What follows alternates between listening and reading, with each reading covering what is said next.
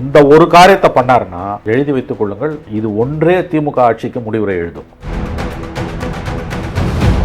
மோடியா லேடியான்னு கேட்டு 37 சீட்டு ஜெயிச்ச ஜெயலலிதா நாகர்கோயிலில் யாரு பொன்னார்கிட்ட தோத்தாங்க. எல்லாவற்றிலும் கிட்டத்தட்ட சரியா ஒரு முடிவெடுத்து மதச்சார்பின்மைக்காக சரியான ஒரு கோட்பாட்டின்படி கட்சி அரசை நடத்தி கொண்டிருக்கக்கூடிய ஸ்டாலின் அவர்கள் செய்யக்கூடிய மன்னிக்க முடியாத மிகப்பெரிய குற்றமாக இருக்கும். திரும்ப இருக்க மாட்டாருன்னா அது ஸ்டாலினுக்கான தோல்வி, திருமாவுக்கான தோல்வி அல்ல.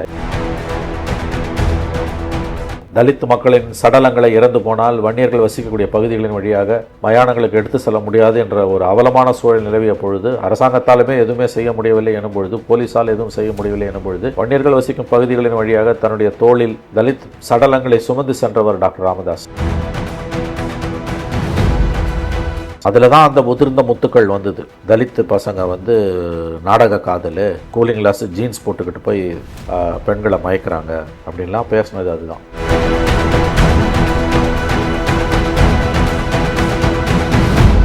பை த பீப்புள் நேயர்களுக்கு அருள்மொழிவர்மனின் அன்பார்ந்த வணக்கங்கள். நம்மோடு இன்று மீண்டும் இணைகிறார் மூத்த பத்திரிகையாளர் மரியாதைக்குரிய திரு மணி அவர்கள். வணக்கம் சார். சார் வணக்கம். எப்படி இருக்கீங்க? நன்றாக இருக்கிறேன். அருள் எம்எல்ஏ சொல்றாரு, உடன்பிறவா சகோதரர் மாதிரி பெறாத பிள்ளை தான் ராமதாஸ் ஐயா, பெறாத பிள்ளை தாங்க திருமாவளவன், எங்களுக்குள்ளலாம் எதுவும் பிரச்சனைலாம் இல்லைங்க அப்படின்னு பேசுறாரு. என்ன சார், அலையன்ஸுக்குள்ள வந்துடுவாங்க போல தெரியுது. திமுக கூட்டணிக்குள் வருவதற்கு அவர்கள் துடியாய் துடிக்கிறார்கள். ராமதாஸ் பாட்டாளி மக்கள் கட்சி, ராமதாஸ் தலைமையிலான பிரிவு. டாக்டர் அன்புமணி ராமதாஸ் என்டிஏக்கு போயிட்டார். பெரியவர் ராமதாஸ் திசை அறியாமல் நின்று கொண்டிருக்கிறார். அவருக்கு ஒரே ஆப்ஷன் தான் இருக்குது, திமுக தான் வர முடியும், விஜய் கிட்டலாம் போக முடியாது. ஏன்னா எதிர்பார்க்குறதுலாம் அங்கே கிடைக்காது. சீட்டு மட்டும் இல்லை, வேறு சில கொள்கைகள்லாம் கொள்கை கோட்பாடுகள் எல்லாம் சினிமாவை எதிர்ப்பார் நம்ம ஐயா. சினிமா இல்லாத கொள்கை கோட்பாடுகள் எல்லாம் ஒத்து வராது. கொள்கை கோட்பாடுகள் எல்லாம் திமுக தான் நிறையா ஸ்டாக் வச்சுருக்காங்க, அண்டாவில் ட்ரம்லெல்லாம் அதை எடுத்து கொடுப்பாங்க. அதனால் அவங்க 2 திராவிட கட்சிகளில் ஒரு கட்சிக்கிட்ட தான் வர முடியும்.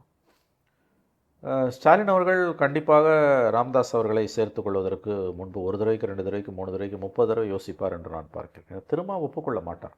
ஏன்னா இல்லை, யாருன்னு ஒரு பேட்டி கொடுத்துருக்காரு சார் டைம்ஸ் ஆஃப் இந்தியாவில். என்ன சொல்லிக்காரு? ஒப்புக்கொள்ள முடியாது, நாங்கள் அன்புமணியை வேறு மாதிரியும் ராமதாஸை வேறு மாதிரியும் நாங்கள் பார்க்கலன்னு டைம்ஸ் ஆஃப் இந்தியா கொடுத்த பேட்டி இருக்குது. என்னைக்கு கொடுத்த பேட்டி? நான் உங்களுக்கு அப்படியே டேட்டோட சொல்கிறேன். தேதி முக்கியம், தேதியோட நான் உங்களுக்கு சொல்கிறேன். ஜூலி மாரியப்பன் ஒருத்தர் போட்டிருக்காரு சார். ஜூலி மாரியப்பன். ஆமாம், ஜூலி மாரியப்பன் அவர் தான் போட்டிருக்காரு. பட் டேட் இதில் எக்ஸாக்டாக குறிப்பிட்டு 3-4 மாதத்துக்கு முன்னால்னா அதுக்கு இல்லை ஜஸ்ட் 1 வீக் பிஃபோர். ஆக்சுவலி நான் எஸ்பி லட்சுமணன் சார் இப்போ இன்டர்வியூ எடுக்கும்போது அவர்கிட்ட நான் அதை காமிச்சேன். அதனால உங்களுக்கு சொல்கிறேன். VCK opposes Ramadas in DMK front. Ramadas formed a non-Dalit movement consisting of various caste organizations against Dalits, especially VCK. அப்படின்னு இந்த முறையும் மீண்டும் அதை வலியுறுத்தி பேசியிருப்பவர் டாக்டர் தொல் திருமாவளவன்.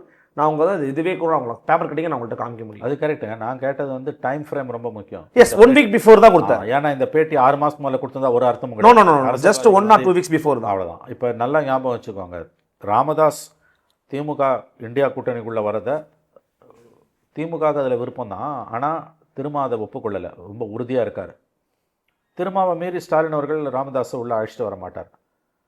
அப்படி அழைத்து கொண்டு வந்தால் ஸ்டாலின் அரசியல் தலைவராக வந்த பிறகு, முதலமைச்சரான பிறகு செய்யக்கூடிய மிகப்பெரிய அரசியல் பிழையாக, நம்பர் 1 பொலிட்டிக்கல் பிளண்டராக இது இருக்கும். அதை முதலமைச்சர் ஸ்டாலின் செய்ய மாட்டார். இது ரொம்ப ரொம்ப ஒரு நெருக்கடியான ஒரு விஷயம். ஏன்னா யாருமே செய்யாத ஒரு பாவத்தை ராமதாஸ் அந்த காலத்தில் செஞ்சார். அந்த ப்ரெஸ் மீட்லேயே நான் இருந்தேன். 2013 இளவரசன் திவ்யா காதல் கதை அந்த விவகாரத்துக்கு பிறகு அனைத்து சாதியினரையும் உள்ளடக்கி தலித் அல்லாத ஒரு கூட்டமைப்பு ஒன்றை வெளிப்படையாக நான் தலித் பொலிட்டிக்கல் ஃப்ரண்ட், தலித் அல்லாத கூட்டமைப்புன்னு அதுக்கு பெயர் வச்சு ஒரு கூட்டமைப்பை உருவாக்கினார். 88 ஜாதியை சேர்ந்தவங்க அந்த மாநாட்டில் அந்த கூட்டத்தில் ப்ரெஸ் மீட்டில் கலந்துக்கிட்டாங்க. எக்மோரில் இருக்க ரமடா ராஜ் பார்க். ஒரு சனிக்கிழமை மதியம் நடந்த ப்ரெஸ் மீட், அது சனிக்கிழமை காலையில் நடந்த ப்ரெஸ் மீட், எனக்கு நல்லா ஞாபகம் இருக்குது. தலித் அல்லாத ஒரு கூட்டமைப்பு அப்படின்னு உருவாக்கி 13 அதில் தான் அந்த முதிர்ந்த முத்துக்கள் வந்தது. தலித்து பசங்க நாடக காதல், கூலிங் கிளாஸ் ஜீன்ஸ் போட்டுக்கிட்டு போய் பெண்களை மயக்கிறாங்க அப்படின்லாம் பேசினது அதுதான். மிக கடுமையான ஒரு ப்ரெஸ் கான்ஃபரன்ஸ். அந்த தலித் அல்லாத ஒரு கூட்டமைப்புன்னு ஒரு முயற்சியை மேற்கொண்டப்போ அதுக்கு கடும் எதிர்ப்பு தெரிவித்தது இடதுசாரிகள் மற்றும் திராவிடர் கழகம் போன்ற அமைப்புகள் தான். திமுக அண்ணா திமுக 2 பேருமே மௌனமாக இருந்தாங்க. அப்போ ஓ, இன்க்ளூடிங் டிஎம்கே 2 பேரும் மௌனமாக இருந்தாங்க. எனக்கு நல்லா ஞாபகம் இருக்குது. கருணாநிதி எதிர்த்து பேசல. கருணாநிதியும் பேசல, ஸ்டாலினும் பேசல, ஜெயலலிதா சிஎம் அந்த அம்மாவும் பேசல. அந்த ப்ரெஸ் மீட்டை முடிச்சுட்டு நாங்கள் இதுக்கு வந்தோம், திராவிடர் கழகத்துக்கு அலுவலகத்துக்கு வந்தோம், பெரியார் திடலுக்கு வந்தோம். எனக்கு நல்லா ஞாபகம் இருக்குது. தலைவர் திராவிடர் கழக தலைவர் ஆசிரியர் வீரமணி அவர் வீரமணி அவர்களிடம் பேட்டி எடுத்தோம். அவர் கடுமையாக கண்டித்தார். அதை வெளிப்படையாக அவர் கண்டித்தார். அவர் ஒருவர் தான் முதல்ல வந்து அதை கண்டித்தது. 2013 இது. எனக்கு நன்றாக நினைவு இருக்குது. நான் அப்பொழுது இந்தியா டுடேயில் பணியாற்றி கொண்டிருந்த காலம். ஏன்னா இப்போ மற்றவங்க வந்து இப்போ டிடிவி தினகரன் போய் என்டிஏல எடப்பாடி கூட சேர்றதோ, வைத்திலிங்கம் போய் திமுகவில் சேர்றதோ பெரிய நிகழ்வு கிடையாது. அது எல்லா கட்சிகளும் செய்யக்கூடியதான். அதுவும் அரசியல் காலம் எதிர்பார்த்த ஒன்றும் கூட. எதிர்பார்த்ததோ எதிர்பார்க்கலையோ அது கிடையாது பிரச்சனை. அது ஒரு சாதாரண நிகழ்வு. ஓகே ஓகே, இங்கே தாங்க விடுவாங்க, நீங்கள் விடுவோம். ஆனால் இது எவ்வளோ பெரிய ஒரு கொள்கை நிலைப்பாடு, எவ்வளோ பெரிய இது வந்து அப்சல்யூட் அன்டச்சபிலிட்டி, முழு அளவிலான ஒரு தீண்டாமை, சட்டப்படி தண்டிக்கப்பட வேண்டிய குற்றம். வெளிப்படையாக இதை அறிவித்து விட்டு செய்தவர் ராமதாஸ். அதன் பிறகு வந்து காலப்போக்கில் அந்த அமைப்பு செயல்பட முடியாமல் போனது, நிறுத்து போனது, அது வேறு விஷயம். 2000 மாற்றம் முன்னேற்றம் அன்புமணின்னு பாமக தனியாக நின்று அன்புமணியை சிஎம் ஆக்கும்போது அந்த முயற்சிலாம் எடுக்கும்போது அவங்க இந்த லைன் ஆஃப் தாட்டை எடுக்கல. அதுக்காக டைலூட் பண்ணிட்டாங்க, விட்டு ஒழிச்சிட்டாங்க, ஒட்டு ஒழிக்கல. அதுக்கிட்ட கொஞ்சம் அதை தள்ளி வச்சாங்க. எஸ். இன்னொன்று, தலித் இப்போ விசிக political party Dalits and Vanniyars ஒரு அலையன்ஸில் இருப்பது என்பது, தலித்ஸும் வன்னியர்ஸும் இருக்கலாம், விசிகாவும் பிஎம்கேவும் இருக்க முடியாது. 2011 அன்றைய திமுக காங்கிரஸ் கூட்டணியில் இருந்து 30 சீட்டு விசிக பாமக கொடுத்து 3 தான் ஜெயிச்சாங்க. விசிகாவுக்கு 10 கொடுத்து 10-0 ஓட்டு ட்ரான்ஸ்ஃபர் ஆகாது. விசிகா ஓட்டு பாமக போகாது, பாமக ஓட்டு விசிகா போகாது. அந்த அளவுக்கு ஒரு சாதிய வன்மத்தை வந்து ராமதாஸ் அவர்கள் 2013 காலகட்டத்தில் வளர்த்தவர். ஒரு காலத்தில் வந்து தலித் வன்னியர் ஒற்றுமைக்கு இலக்கணமாக திகழ்ந்த டாக்டர் ராமதாஸ் 1990களின் துவக்கத்தில், 80களின் இறுதியிலும் 90களின் துவக்கத்திலும் தலித் மக்களின் சடலங்களை இறந்து போனால் வன்னியர்கள் வசிக்கக்கூடிய பகுதிகளின் வழியாக மயானங்களுக்கு எடுத்து செல்ல முடியாது என்ற ஒரு அவலமான சூழல் நிலவிய பொழுது, அரசாங்கத்தாலுமே எதுவுமே செய்ய முடியவில்லை எனும் பொழுது, போலீஸால் எதுவும் செய்ய முடியவில்லை எனும் பொழுது, வன்னியர்கள் வசிக்கும் பகுதிகளின் வழியாக தன்னுடைய தோளில் தலித் சடலங்களை சுமந்து சென்றவர் டாக்டர் ராமதாஸ். அதற்காகத்தான் அவருக்கு தமிழ் குடிதாங்கி என்ற பட்டத்தையே திரும்ப கொடுத்தார். டாக்டர் ராமதாஸ் அவர்களால் திறக்கப்பட்ட அம்பேத்கர் சிலைகள் மிக அதிகம் வட மாவட்டங்களில். தன்னுடைய கட்சியில் முதல் பொருளாளராக ஒரு தலித்தைத்தான் அவர் நியமித்தார். 98 முதல் வாஜ்பாய் அரசு 14 மாதங்கள் இருந்த பொழுது பாமக அதில் இடம் பெற்றது. அதில் தன் சமூகத்தை சார்ந்தவரை அல்லாமல் தலித் எழில்மலையை மந்திரியாக்கி அழகு பார்த்தவர். அப்படிப்பட்ட ராமதாஸ் பிற்காலத்தில் இப்படி மாறினார். வெளிப்படையான ஒரு மாற்றம். திரும்ப தெளிவாக ஒரு ஸ்டாண்ட் எடுத்தார். பாஜக பாமக இருக்கக்கூடிய கூட்டணியில் விசிகா ஒருபோதும் இடம்பெறாது என்று தெளிவாக ஒரு ஸ்டாண்ட் எடுத்தார். அதுக்கு முக்கிய காரணம் இந்த 13 நிகழ்ந்த இந்த சாதிய, இது யாருமே நினைத்து பார்க்க முடியாத ஒரு முன்னெடுப்பது. அதன் பிறகு காலம் மாறிச்சு. அவங்க 2 பேரும் வெவ்வேறு அணிகளில் தான் தொடர்ந்து இருந்தாங்க. விசிகா இருக்க அணியில் பாமக, பாமக இருக்க அணியில் விசிகா இருக்க முடியாதுன்ற ஒரு சூழல் இயற்கையாகவே அமைந்தது. ஆனால் இன்றைக்கி மகனோட சண்டை போட்டுக்கிட்டு தனித்து விடப்பட்ட பொழுது, நான் இந்த பக்கம் தான் திமுக பக்கம் வருவதற்கு ராமதாஸ் விரும்புகிறார். கண்டிப்பாக திரும்ப அதை ஒப்புக்கொள்ள மாட்டார். அதை மீறி ஒருவேளை திமுக அணிக்குள் பாமக வந்தால் வரமாட்டார். திரும்ப விருப்பத்துக்கு எதிராக ஸ்டாலின் போக மாட்டார் நான் நம்புகிறேன். ஒருவேளை அப்படி நிகழ்ந்தால் திரும்ப அந்த கூட்டணியிலிருந்து வெளியேறுவார். இல்லை, பட் நீங்கள் சொல்லியிருக்கீங்க, எல்லா at the end of the day compromise வந்து எல்லா லீடர்ஸும் பண்ணுவாங்க. இன்றைக்கி திருமாவளவன் அவர்களும் வந்து ஏதோ ஒரு வகையில் மேபி அன்புமணி அங்கே போனதுனால கூட அவங்க அப்பாவை கூட ஏற்றுக்கிறதுக்கு கூட வாய்ப்பு இருக்குது. இந்த மாதிரியான ஒரு பர்ஸ்பெக்டிவும் வந்து பொதுத்தளத்தில் வைக்கப்படுகிறது. அப்படி இருக்கும்போது ராமதாஸ் அவர்கள் வருவதற்காக வராரு அப்படிங்கிறதுக்காகவே இந்த கூட்டணி உடைக்கிறாருன்னா திருமாவளவன் அவருடைய பொது நோக்கம் அடிபட்டு போதே. அவர் என்ன சொன்னாங்க, பிஜேபி ஒழிக்கணுங்க இந்த கூட்டணின்னு சொன்னாங்க, இந்த அலையன்ஸ்ல இந்த எலெக்ஷன்ல சொன்னாங்க, அது அடிபட்டு போகுதில்ல? இல்லை, நீங்கள் ரொம்ப தவறாக பார்க்குறீங்க. அன்புமணிக்கும் ராமதாஸுக்கும் எந்த வித்தியாசமும் கிடையாது. திருமாவும் அந்த வித்தியாசத்தை பார்க்கல. திருமாவோட அந்த பார்வை சரியானது. சாதியவாதம் மதவாதம் ரெண்டுமே ஆபத்தானது. இன்ஃபேக்ட் பிஜேபி கூட தலித் அல்லாத கூட்டமைப்பை ஏற்படுத்தலை. அதை விட ஒரு படி மேலே போனவர் ராமதாஸ். சரி, அப்படி கேட்கலாம் நீங்கள், அரசியல் எதுவும் நிரந்தரம் இல்லை, நண்பனும் இல்லை, பகைவனும் இல்லை, நான் ஒத்துக்கிறேன். அப்படி என்றால் தன்னுடைய அந்த காலத்து முயற்சிக்காக வெளிப்படையாக ஒரு வருத்தம் தெரிவித்தால், அது ஒரு தவறு, வரலாற்று பிழை, நாங்கள் அதை செய்யவில்லை என்று ஒரு வருத்தம் தெரிவித்தால், ஏன் ஒரு மன்னிப்பு கேட்டால், அப்போ இந்த ரிகன்சிலேஷனுக்கு வாய்ப்பு இருக்குது. நாங்கள் அந்த ஒரு தவறை செய்து விட்டோம், வருந்துகிறோம், இனி அப்படி நிகழாது, மன்னிப்பு கூட வேணாம், வருத்தம் தெரிவித்தால் கூட அதற்கான ஒரு ரெக்கன்சிலேஷனுக்கு வந்து ஒரு வாய்ப்பு உண்டு. அதெல்லாம் எதுவுமே அவர் கேட்கல. இன்னொன்று, அன்புமணிக்கும் ராமதாஸுக்கும் ஒன்றும் வித்தியாசமே கிடையாது. 2 பேரும் அடிப்படையில் ஒன்று தான். இன்னும் இவர் சாதி என்ற சொல் அழகானதுன்னு சொன்னார். அதாவது அன்புமணி. அதுதான் இன்னும் சொல்ல போனால் அன்புமணி ராமதாஸ் 2 பேருக்கும் எந்த வித்தியாசமும் கிடையாது. ராமதாஸை விட அன்புமணி கொஞ்சம் ஆன்டி தலித் ரெட்டரிக்கில் கம்மியாக தான் இருந்தார். தலித் அல்லாத கூட்டமைப்புன்றது எவ்வளவு கொடூரமான ஒரு சொல் யோசிச்சு பாருங்க. ஒரு ரத்தம் கொதிக்கும் நீ மனிதனாக இருந்தால். நீ எந்த ஜாதி, எந்த மதம், எந்த இனம், எந்த குலம், எந்த கோத்திரம், எந்த மொழி பேசுகிற, எந்த நாட்டில் பிறந்த, எது உன் படிப்பு, உன் அந்தஸ்து, உன் நிறம், அழகு, உன் பின்புலம் எல்லாம் செருப்பில் இருக்க தூசிக்கு சமம். ஒரு மனிதனாய் நீ உன்னை நினைத்து கொண்டால் இல்லையா? உண்மை.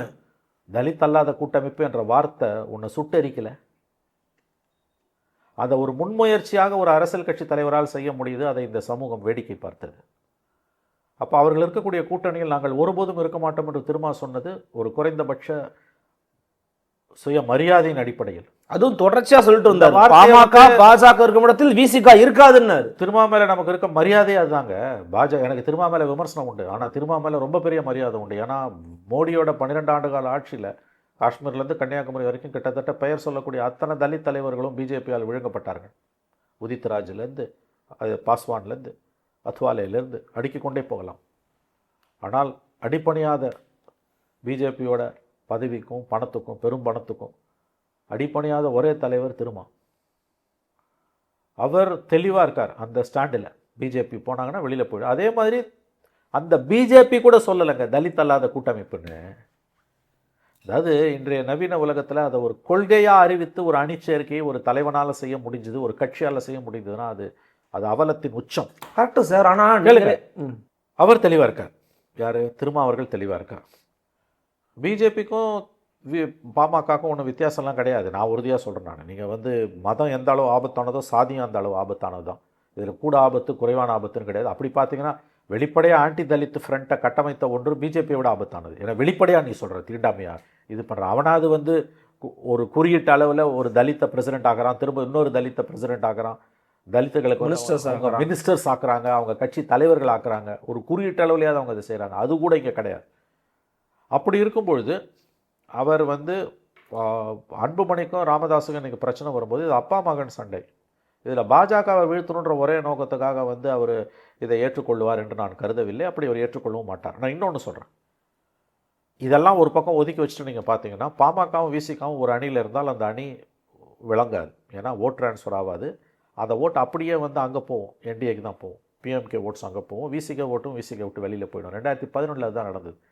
மற்றது எல்லாத்தையும் ஒதுக்கிட்டு வெற்றி தோல்வின்ற அடிப்படையில் மட்டும் நீங்கள் பார்ப்பீர்களே. ஆனால் அந்த தவறை ஸ்டாலின் அவர்கள் செய்ய மாட்டார். ஏன்னா இதுவரைக்கும் கலைஞர் மரணத்துக்கு பிறகு 3 தேர்தல்களை வெற்றிகரமாக சந்தித்த மு.க. ஸ்டாலின் அவர்கள் ரொம்ப நுட்பமாக அழகாக தான் காய்களை நகர்த்தி இருக்கிறார். இந்த ஒரு தவறை, இது தவறு இல்லை, பெருந்தவறு, ஆங்கிலத்தில் சொன்னால் it will be a political blunder. இந்த ஒரு தவறு ஆட்சியையே குடிக்கும். அதனால் இதை அவர் செய்ய மாட்டார் என்று நான் உறுதியாக நம்புகிறேன். ஒருவேளை அப்படி செஞ்சாங்கன்னா இது அதாவது யானைக்கும் அடிசருக்குன்ற கதை தான், வல்லவனுக்கும் வழுக்குப்பாறு உண்டுன்ற கதை தான்.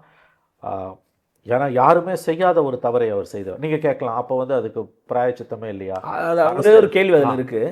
நீங்கள் சொல்லக்கூடியதை நான் மறுக்கலை. உண்மையிலேயே அது மனிதாபிமானமற்ற ஒரு செயல்பாடாகத்தான் நானுமே கருதுகிறேன், எல்லாருமே கருதுவாங்க. ஆனால் காலம் எல்லாவற்றுக்கும் மருந்தும்னு சொல்லுவாங்க. 2013 இருந்த அந்த நிகழ்வுகள், அன்றைய இருந்த கட்சி கட்டமைப்பு, அன்றைக்கு இருந்த திருமாவளவன் இன்னைக்கு மாறி இருக்கிறாரு, அன்றைக்கு இருந்த ராமதாஸ் இன்றைக்கு மாறி இருக்கலாம், அன்றைக்கு இருந்த களம் இன்றைக்கு மாறி இருக்கிறது எனும்போது கொஞ்சம் விட்டு கொடுத்து போவதற்கான வாய்ப்புகள் இருக்காதுன்னு ஏன் இவ்வளவு உறுதியாக நம்புறீங்க? நல்ல கேள்வி அருள். நான் இதை மறுக்கலை. அதாவது காலத்தால் ஆற்ற முடியாத புண்ணு எதுவுமே இல்லைன்னுவாங்க. காலம் ஒரு சிறந்த மருத்துவன், அதில் எந்த சந்தேகமும் இல்லை. ஆஃப்டர் ஆல் எதுவுமே நிரந்தரம் கிடையாது இல்லையா? நிலையாமை ஒன்று தான் நிலையான. நல்ல கேள்வி. ஆனால் அதற்கு என்ன செய்யணும்னா, இந்த கொடுமையை செய்த, இந்த பெருங்கொடுமையை செய்த இயக்கம் தலைவர்கள் வெளிப்படையாக ஒரு மன்னிப்பு கேட்க வேண்டும், வருத்தம் தெரிவிக்க வேண்டும், மன்னிப்பு கேட்க வேண்டும். ஏன்னா இது தலித்துகளுக்கு எதிரான குற்றம்னு மட்டும் பார்க்காதீங்க, இது மனித குலத்துக்கு எதிரான குற்றம். தீண்டாமை என்பது தலித்துகளுக்கு எதிரான குற்றமா, மனித குலத்துக்கு எதிரான குற்றமா? என்னை கேட்டீங்கன்னா மனித குலத்துக்கு எதிரான குற்றம். எல்லாரும் கேட்டாலும், அறிவுள்ளவன் யாரை கேட்டாலும், தீண்டாமை என்பது it's a crime against humanity. Untouchability is a crime against humanity. தலித்துகளுக்கு அல்ல, தலித்துகளுக்கு மட்டுமல்ல, மனித குலத்துக்கு எதிரான குற்றம். நிற வேற்றுமை, இன வேற்றுமை, பிறப்பால் வரக்கூடிய வேற்றுமை என்பது மனித குலத்துக்கு எதிரான குற்றம். இன்றைய நவீன உலகத்தில் அதை வெளிப்படையாக செய்த ஒரு இயக்கம் நாங்கள் தவறு செய்து விட்டோம், இனி ஒருபோதும் நிகழாது, அதற்காக நாங்கள் வருந்துகிறோம், நிபந்தனையற்ற மன்னிப்பு கேட்கிறோம்னு சொன்னாங்கன்னா தாராளமாக சேரலாம். வாய்மொழியாகவாவது அது வரணும். அது வராமல் அரசியலில் நிரந்தர நண்பனும் இல்லை, எதிரியும் இல்லை, காலத்தால் ஆற்ற முடியாத காயங்கள் எதுவும் இல்லை, இதெல்லாம் சகஜங்க அப்படின்னு சொல்லுவது வந்து பம்மாத்து. அது அதை விட கொடுமை எதுவுமே இருக்க முடியாது. ஒருபோதும் திரும்ப அதை ஏற்றுக்கொள்ள மாட்டார். திரும்ப அந்த விஷயத்தில் ரொம்ப தெளிவாக இருக்கார். 2 வாரத்துக்கு முன்னால் ஜூலி மாரியப்பனுக்கு டைம்ஸ் ஆஃப் இந்தியா கொடுத்த பேட்டியில் கூட அப்படித்தான் சொல்லி இருக்கிறார். சரி, இதெல்லாம் மீறி அவங்கள கன்வின்ஸ் பண்ணி ராமதாஸை உள்ளே கூட்டு வந்தாங்கன்னா, நல்லா கவனிங்க, பிரச்சனையோட இன்னொரு கோணத்தை தயவு செஞ்சு பாருங்கள். அந்த அலையன்ஸ் வந்து கம்ப்ளீட்டாக ஜெல் ஆகாது. பிகாஸ் ஓட் ட்ரான்ஸ்ஃபர் நடக்காது. கடந்த காலங்களில் வந்து வன்னியர் ஓட்டு தலித்துக்கு வரல, தலித் ஓட்டு வன்னியருக்கு வரல, ரெண்டுமே சேர்ந்து பிரிஞ்சு போச்சு. அங்கே உள்ள ஒருவர் மீது ஒருவர், குறிப்பாக 2 சமூகங்களையுமே வச்சுக்கலாமே, அது வந்து அந்த ஓட் ட்ரான்ஸ்ஃபர் என்பது வந்து நடக்காது. ஸோ அலையன்ஸ் கொலாப்ஸ் ஆகிடும். அப்போ ராமதாஸ் தான் கூட்டணி உடையுன்றீங்க? உடையாதுங்க, தவறாக பேசுகிறீங்க. வர மாட்டார். இல்லைங்க, வந்தாருன்னா திரும்ப இருக்க மாட்டாருன்றீங்களே. வந்தாருன்னா திரும்ப இருக்க மாட்டாருங்க. திரும்ப இருக்க மாட்டாருன்னா அது ஸ்டாலினுக்கான தோல்வி, திருமாவுக்கான தோல்வி இல்லை. எப்படியாவது ஆட்சியை தக்க வைத்துக் கொள்ள விரும்புகிற மு.க. ஸ்டாலின் அவர்கள் இந்த தவறை செய்ய மாட்டார். இப்படி செய்தால் அவருடைய அரசியல் வாழ்க்கையின் மிகப்பெரிய பிழையாக அது இருக்கும், மன்னிக்க முடியாத பிழையாக அது இருக்கும். நான் உறுதியாக சொல்லுகிறேன். மற்றது எல்லாத்தையும் மன்னிக்கலாங்க. நான் சொல்கிறேங்க, இப்போ வைத்திலிங்கத்தை கொண்டு வந்து திமுகவில் சேர்த்துக்கிறீங்க, யாரோ திமுகவில் வந்து சேர்றான், யார் வேணால் போய் இன்றைக்கி திமுகவில் சேர்ந்துக்கலாம். அருள்மொழிவர்மா கூட நாளைக்கு போய் திமுகவில் சேர்ந்துக்கலாம், சேர்த்துப்பாங்க கண்டிப்பாக, ஆச்சரியமே கிடையாது. பத்திரிகையாளர் வாக்குகள்லாம் வரும்ன்ட்டு தப்பு கிடையாது. நான் சொல்கிறேன், எல்லாரையும் அவங்க சேர்த்துக்கிறாங்க, இன்க்ளூசிவ் நேச்சர்னு கூட அதை சொல்லிக்கலாம். அதே மாதிரி நம்முடைய டிடிவி தினகரன் அவர்கள் போய் என்டிஏவில் சேர்றாருன்னா தப்பே இல்லை. எல்லாம் காலங்காலம் நடக்கிறது, அரசியல்லாம் இங்கேருந்து அங்கே விடுவான், தேர்தல் நேரத்தில் அங்கேருந்து இங்கே விடுவான். ஆனால் இந்த பிழை என்பது மனித குலத்துக்கு எதிரான குற்றம். அதனால தான் திருமா தெளிவாக இருக்கிறது காரணம் அதுதான். பிஜேபி கூட செய்யாத பாவங்க அது. பிஜேபியை நீ மதவாத கட்சின்னு சொல்கிற, இந்துத்துவ கட்சின்னு சொல்கிற, ஆனால் தலித் அல்லாத கூட்டமைப்புன்னு ஒன்று உருவாக்கணும். அவன் அதை வெளிப்படையாக அறிவிச்சுட்டு நீங்கள் செஞ்சீங்க. அது வந்து தண்டிக்கப்பட வேண்டிய ஒரு குற்றம். அவங்க எப்படி தப்பிச்சாங்கன்னு தெரியல. அன்றைக்கி வந்து சட்ட ரீதியாக பெரிய அளவு நடவடிக்கைகள் எடுக்கப்படல. அதுக்கு ஒரு காரணம் வந்து இங்கே இருந்த திமுகவும் அண்ணா திமுகவும் அதை கண்டுக்காமல் ஏன் தெரியுமா? தருமபுரியில் எலெக்ஷன்ஸ் நெருங்கிக்கிட்டு இருந்தது. அவர் வந்து 2013 ஜூலை ஆகஸ்ட்டில் அது நடக்குது, 2014 ஏப்ரல் மேலே எலெக்ஷன், 8-9 மாதத்தில் எலெக்ஷன். அதனால் வந்து ராமதாஸோட இந்த முயற்சியை வந்து எதிர்ப்பது என்பது வாக்கு வங்கியை பாதிக்கும்னு 2 கட்சியும் பயந்தது. அதே மாதிரி இவ்வளோ பேசுகிறோமே, நம்ம தலித் அல்லாத கூட்டமைப்பு உருவாக்குனார்ல 2014 தருமபுரியில், அவர் ஜெயிச்சதுக்கு எது காரணம்? சாதிய வாக்குகள் தான் காரணம். மோடியா லேடியான்னு கேட்டு 37 சீட்டு ஜெயிச்ச ஜெயலலிதா நாகர்கோயிலில் யார் பொன்னார்கிட்ட தோத்தாங்க. அது ஓகே, இந்து முன்னணி ஆர்எஸ்எஸ் ஸ்ட்ராங் ஹோல்டு. தருமபுரியில் எல்லா சமூகத்தினரும் தலித்துகளுக்கு எதிராக அணி திரண்டார்கள். ஜெயலலிதாவோட மாபெரும் செல்வாக்கு அங்கே தோற்று போனது. அதே 19 தோத்தார், அது வேறு விஷயம். அன்னைக்கு இருந்த அந்த சாதிய வன்மம் என்பது அந்த அளவுக்கு இருந்தது. ஏன் அன்னைக்கு வந்து தலித் அல்லாத கூட்டமைப்பை டாக்டர் ராமதாஸ் அவர்களால் உருவாக்கி அது வந்து தண்டிக்கப்படாத அளவுக்கு தப்பிக்க முடிந்ததுன்னா, அன்றைக்கி பெரிய கட்சிகளாக இருந்த திமுக அண்ணா திமுக அதை ஒரு தண்டனைக்கு உறுதிய குற்றமாக கருதி அரசியல் ரீதியான முன்னெடுப்புகளை எடுக்கலை. ஆனால் அது எந்த அளவு பாதிச்சதுன்னா, திரும்ப தெளிவாக ஒரு ஸ்டாண்டை எடுத்தார். நிச்சயமாக வந்து டாக்டர் ராமதாஸ் அவர்களை மு.க. ஸ்டாலின் அவர்கள் திமுக கூட்டணியில் இணைத்து கொண்டால், திரும்ப இருக்காரோ இல்லையோ எனக்கு தெரிஞ்ச அதெல்லாம் செகண்டரி, திமுகவின் தோல்விக்கு அது வழிவகுக்கும்.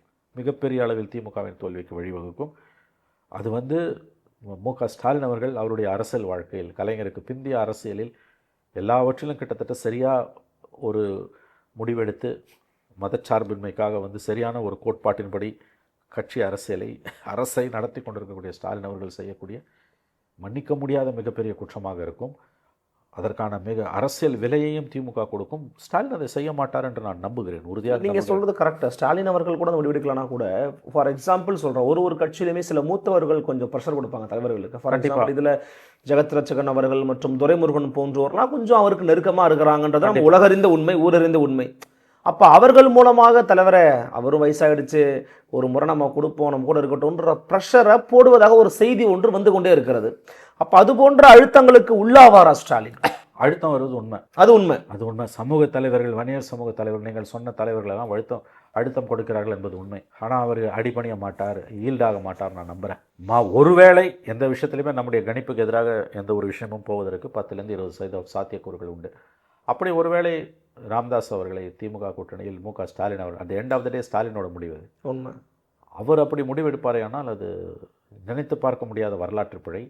அதற்கு எல்லாம் நல்லா போயிட்டுருக்கு இன்றைக்கி திமுகவுக்கு. அவர்கள் 2வது முறையை ஆட்சியை தக்க வைப்பதற்கு வாய்ப்புகள் மிக பிரகாசமாக இருக்கின்றன. என்னை பொறுத்த வரைக்கும் இப்போதைக்கு நான் சொல்கிறேன். ஓட்டு நாளாக உடையுது, நலத்திட்டங்கள், எதிர்க்கட்சிகள் இடையே இருக்கக்கூடிய ஒற்றுமையின்மை, இதெல்லாம் வச்சு பார்க்கும்பொழுது விஜய் ஃபேக்டர் பெரிய அளவில் கை கொடுக்கல எதிர்க்கட்சிகளுக்கு. ஸோ ஆஸ் ஆஃப் நோ இது கிளியர் அட்வான்டேஜ். இந்த தேதிக்கு அட்வான்டேஜ் டிஎம்கே, சந்தேகமே கிடையாது இல்லை. ஆனால் இந்த ஒரு காரியத்தை பண்ணாருன்னா எழுதி வைத்துக் கொள்ளுங்கள், இது ஒன்றே திமுக ஆட்சிக்கு முடிவுரை எழுதும். ஏன்னா அது கீழே ஜெல்லாவாது, ஒரு 30 தொகுதியாவது அடி விழும், முடிஞ்சது கதை. ஏன்னா இது அட்வான்டேஜ் டிஎம்கேன்னு சொன்னாலும் ஃபைட் டஃப்பாக இருக்கும், அதில் சந்தேகம் வேணாம், போட்டி கடுமையாக இருக்கும். இந்த ஒரே ஒரு காரியத்தை டாக்டர் ராமதாஸ் அவர்களை இந்தியா கூட்டணியில், திமுக கூட்டணியில் சேர்க்கக்கூடிய ஒரு முடிவை மு.க. ஸ்டாலின் அவர்கள் எடுப்பாரேயானால் அது திமுக ஆட்சிக்கு முடிவுரை எழுதும் என்று தான் நான் நம்புகிறேன். அவர் இதை செய்ய மாட்டார் என்று நான் நம்புகிறேன். அது நினைத்து பார்க்க முடியாத ஒரு பெருந்துயர். அது கண்டிப்பாக திரும்ப உள்ளே இருக்க மாட்டார். ஏன்னா இந்த தவறுகள் நான் சொல்கிறேங்க, எத்தனையோ பேர் உள்ளே சேர்த்துக்கிறாங்க, அவர்கள் தனி மனிதர்கள், மேடையில் திட்டுவோம். கொங்கு ஈஸ்வரன்லாம் கட்சியில் இருக்காரு சார். அவர் ஒரு கொங்கு மனுக்கள் தேசிய கட்சின்னு ஆரம்பிச்சு அவர் கூட தலித்துகளுக்கு எதிராக பேசியிருக்கிறாரு, இருக்காரு. அது கரெக்ட். நீ சொல்கிறது, நீங்கள் சொல்கிறது சாதிய வன்மம் கொண்ட அமைப்புகள் கூட உள்ளே இருக்குது. ஆமாம், நான் மறுக்கல, இல்லை 2 கட்சியிலுமே இருக்குது. ஆனால் ஒரு அரசியலை முன்னெடுத்தவர் அவர். நான் சொல்கிறது புரியுதா? நீங்கள் கொங்குல கூட என்ன சொல்ல போனீங்கன்னா இந்த சாதிய வன்மம் வந்து வட மாவட்டங்களை விட மேற்கு மாவட்டங்கள் அதிகம், ஜாஸ்தி. ஹானர் கில்லிங்ஸ் ரொம்ப அதிகம். ஆனால் நீங்கள் அதை பொலிட்டிக்கலாக மேனிஃபெஸ்ட் பண்ணுறதுக்கு அவங்க முயற்சி பண்ணல. நீங்கள் அதுக்கு ஒரு பொலிட்டிக்கல் மேனிஃபெஸ்டேஷனை கொடுத்தீங்க. இது 2த்துக்கும் வித்தியாசம் இருக்குது. அண்டர்ஸ்டாண்ட். அது எப்படி வந்து தலித் தலைவர்களோட ப்ரெடிக்கமெண்ட்டை நீங்கள் யோசிக்கணும். அவங்க வந்து கொங்கு ஈஸ்வரனை ஏற்றுப்பாங்கன்னா மன வருத்தத்தோடு தான் உள்ளே இருக்காங்க. ஆனால் ராமதாஸ் எப்படி ஏற்றுப்பாங்க? ஏன்னா கொங்கு ஈஸ்வரன் வந்து தலித் அல்லாத கூட்டமைப்பு ஒன்று உருவாக்கலையே. You made it as a பாலிசியா, ஓப்பன் டிக்ளரேஷன் ஆஃப் அன்டச்சபிலிட்டி. அது ஆக்சுவலாக அந்த 12 வருஷத்து மேலே, அது 13 வருஷத்து மேலே அது சம்பவம் நடக்கும்போது லீகலாக state would have proceeded against it. அரசு சட்ட ரீதியாக நடவடிக்கை எடுத்துருக்கணும். 2 பேரும் பயந்தாங்க, ஜெயலலிதாவும் பயந்தாங்க, கருணாநிதி அஃப்கோர்ஸ் அவர் அப்போசிஷன், அவரை குறை சொல்லக்கூடாது, பண்ண முடியாது, அவர் ஒன்றும் சொல்ல முடியாது. இல்லை, ஜெயலலிதா உண்மையிலே பயந்தாங்க. ஏன்னா இதை தொட்டால் நமக்கு இதாகும். அதே மாதிரி தருமபுரியில் ஜெயலலிதா அலையில் அடிச்சுட்டு வந்த தமிழ்நாடு அங்கேயும் நாகர்கோவிலையும் தோத்தே போச்சு. ஆகவே நீங்கள் சொன்ன பாயிண்ட் ரொம்ப நியாயமான பாயிண்ட்டு. கொங்கு ஈஸ்வரனை உள்ளே வச்சுக்கிட்டு நீங்கள் எப்படி ராமதாஸை வேண்டான்னு சொல்ல வேண்டியது நல்ல பாயிண்ட் அவர்கள். அது பட் பாலிட்டிக்ஸ் அப்படி தான் ஒர்க் பண்ணுது. நீ அந்த வன்மத்தோடு கூட இரு, ஆனால் அது ஒரு பாலிசியாக டிக்ளேர் பண்ணனா அதுக்கு மேற்கொண்டு ஒரு தலித் பார்ட்டி உள்ளே இருக்குன்னா என்ன பண்ணுங்க? பண்ணலாம். எப்போ தெரியுமா? ஒரு ரெக்கன்சிலேஷன் இருக்கணும், வெளிப்படையான ஒரு அறைகூவல், எஸ், பகிரங்க மன்னிப்பு, ஒரு பகிரங்க மன்னிப்பு, ஓப்பன் எப்படி சொல்கிறது, அப்பாலஜி. நான் தவறு பண்ணியிருக்கிறேன், இப்போ நான் தவறு திருத்தி உணர்றேன், அதை அப்படி சொன்னால் அவர் ஓட்டு போயிடும். ஆனால் இப்போவே இப்போ கட்சியே அன்புமணி தான் சார் தான் இருக்குதுங்க. அதனால் அவங்க இன்னொன்று சொல்கிறாங்க, கொஞ்சம் நஞ்சம் இருக்கிறவங்க இந்த பக்கம் வந்தார்னா அன்புமணி வந்து அந்த ஓட்டு பூரா அவருக்கு போகிறது ஈஸி. நமக்கு புரிய, இப்போ ஸ்டாலின் அவர்களுக்கு இருக்கக்கூடிய ரிப்போர்ட் என்னென்னா, அவருக்கு போன ரிப்போர்ட் அவருக்கே தெரியும், இவரால் ஓட்டு ஒன்றும் வரப்போகிறதில்ல, வெந்நீர் ஓட்டு வரப்போகிறதில்ல, மாறா தலித் ஓட்டு வெளியில் போயிடும். ஓகே, ஸோ கட்டாயமாக அப்போது ராமதாஸ் தன் தேவைப்படுவார்னு நினைக்கிறீங்க நீங்கள்? இது நம்முடைய கணிப்பு. ஆனால் எப்பயுமே நம்ம நினைக்கிறதா நடக்கும்னு நம்ம சொல்ல முடியாது அருள், அது ஆணவமான பேச்சு. நம்ம நினைக்கிற பெரும்பாலான வாய்ப்பு தண்ணி, ஏன்னா வேற யாரும் ஆப்ஷனே இல்லை. எங்கே போக முடியும்? அரசியல் பிழைத்தோருக்கு அறம் கூற்றாகும். அதான் இன்னைக்கு ராமதாஸ். பார்க்கலாம் சார், பொறுத்திருந்து பார்க்கலாம். பல விதமான கேள்விகளுக்கு உங்களுடைய பதில்களை கொடுத்தீங்க. மிக்க நன்றி. நன்றி சார்.